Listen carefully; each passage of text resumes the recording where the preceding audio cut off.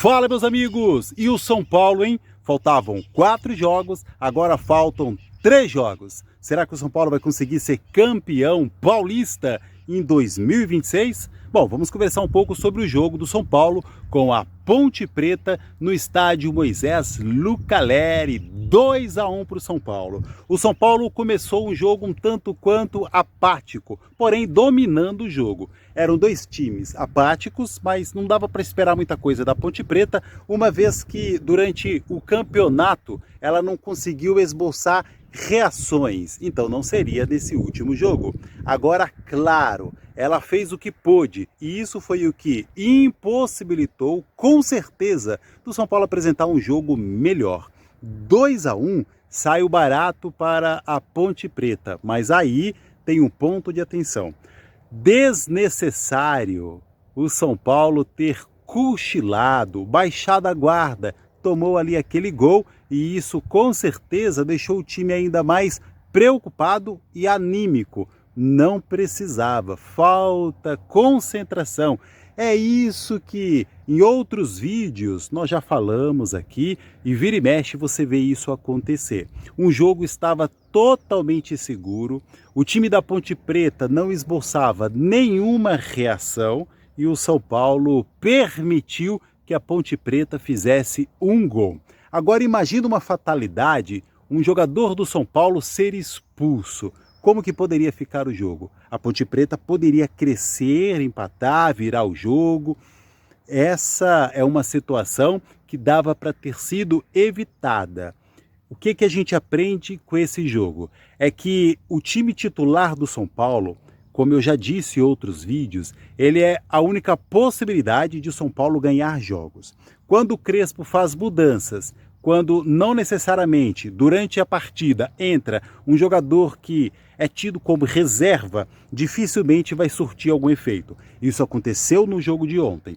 Então, o que o São Paulo precisa tomar como lição é entrar com o time titular, tentar no primeiro tempo fazer o resultado e depois administrar. E às vezes esse administrar, ele significa um certo sufoco. Aí é a zaga e os volantes do São Paulo ajudar na hora de marcar, na hora de demonstrar concentração o tempo inteiro para não tomar esse tipo de gol, como foi o caso do jogo de ontem.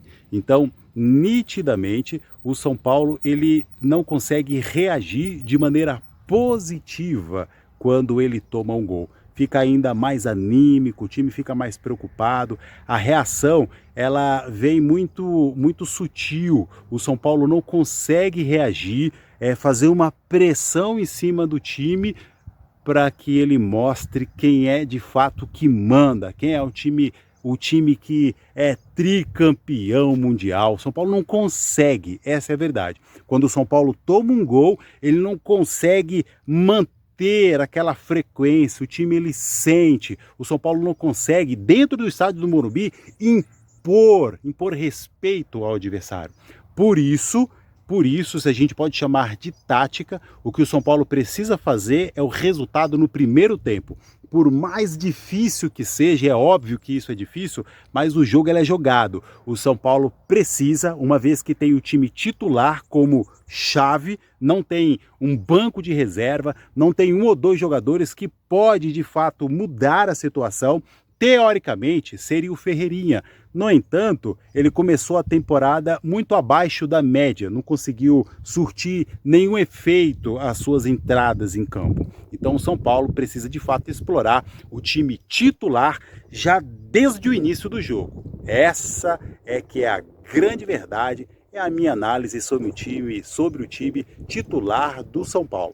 Coloque aqui nos comentários o que você esperava para o jogo de ontem. Eu disse que seria 2-0. Errei por pouco, hein? Foi 2-1 resultado. Agora, algo negativo também é a lateral esquerda do São Paulo, né?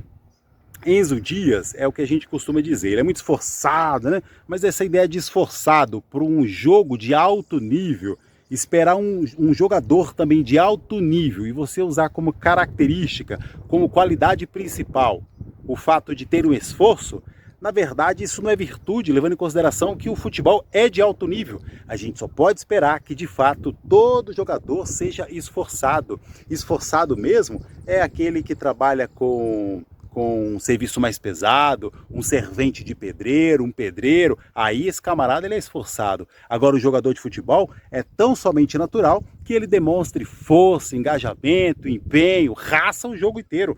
Então só isso é pouco, levando em consideração o time que o Enzo Dias joga. Ele ontem foi bem abaixo da média, levando em consideração que o platô, o auge dele já é a média mesmo. Outro ponto negativo, Luciano, ele precisa refletir sobre o que ele faz em campo, seu comportamento. Ele precisa maneirar na hora de falar com o árbitro, na hora de trocar uma ideia, é sempre na brutalidade. E os árbitros não vão dar mole, vai levar cartão de besteira, de bobeira. Ele precisa baixar um pouco a bola, levando em consideração que de fato ele não é tudo isso. E para corroborar que ele não é tudo isso, é a jogada dele ontem. Sozinho, o jogador ele treina para estar numa situação daquela, ele espera. Afinal, ele entrou em campo para uma possibilidade, uma oportunidade que ele teve. E aí ele, com toda displicência, tentou uma cavadinha. Independente do que ele tentou, ele fez errado. Ele fez errado. O que seria mais fácil para quem joga bola são situações como essa, no mano a mano, o goleiro totalmente rendido. A única possibilidade do goleiro se dar bem é quando o adversário comete uma displicência, como foi o caso, daí o goleiro se saiu bem.